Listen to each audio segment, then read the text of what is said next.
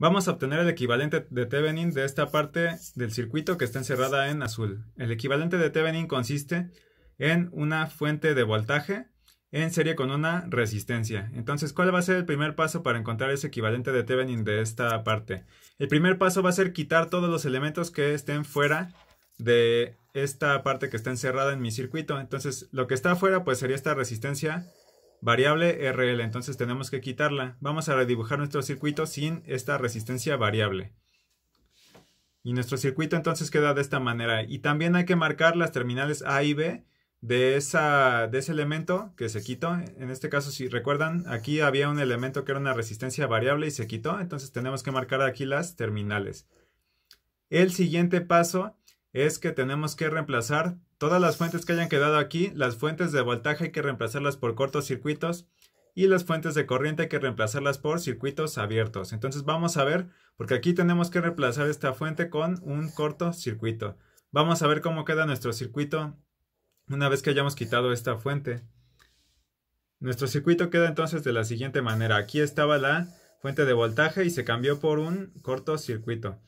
Entonces aquí, si se fijan, quedan dos resistencias que están en paralelo. Aquí están dibujados los nodos y si se fijan, esta resistencia de 3 ohms está en paralelo con esta de 6 ohms porque están conectados al mismo par de nodos.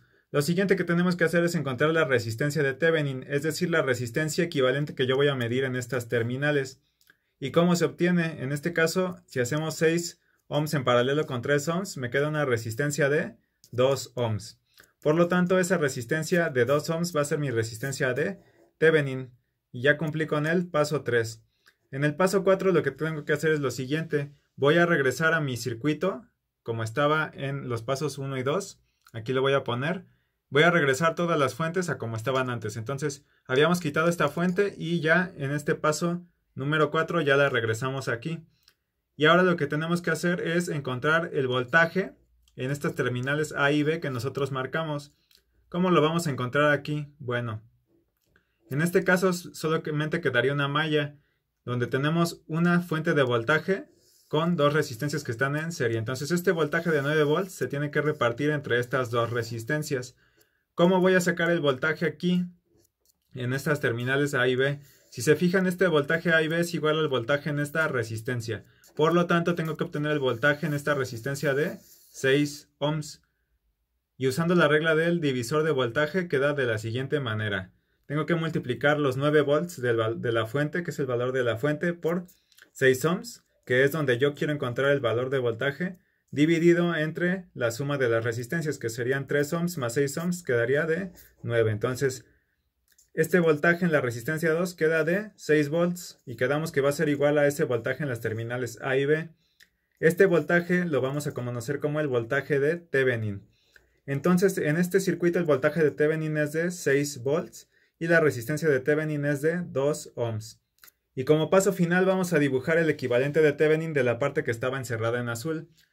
Entonces, el equivalente de Thevenin consiste en una fuente de voltaje con un voltaje igual al voltaje de Thevenin, que es de 6 volts, y una resistencia de Thevenin que nos quedó de 2 ohms.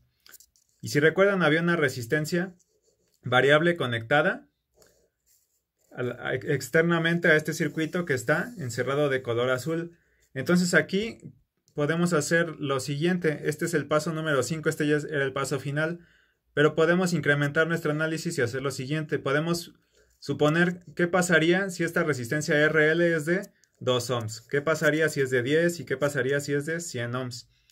Entonces, si se fijan, al final ya todo el circuito completo, me quedó la fuente que tiene un voltaje de Thevenin, me quedó la resistencia de Thevenin y está en serie con esta resistencia que es variable. Entonces, si aquí yo pongo una resistencia de 2 ohms más otros 2 ohms, queda una resistencia equivalente vista por la fuente de 4 ohms.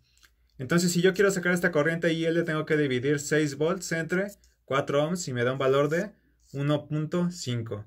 Y así pueden hacerlo en los incisos B y C y se van a dar cuenta que los valores de corriente que les van a quedar para el inciso B, donde hay una resistencia de 10 ohms, queda una corriente que pasa por la carga de 0.5 amperes. Y para el inciso C queda una corriente que pasa por la carga de 0.06 amperes.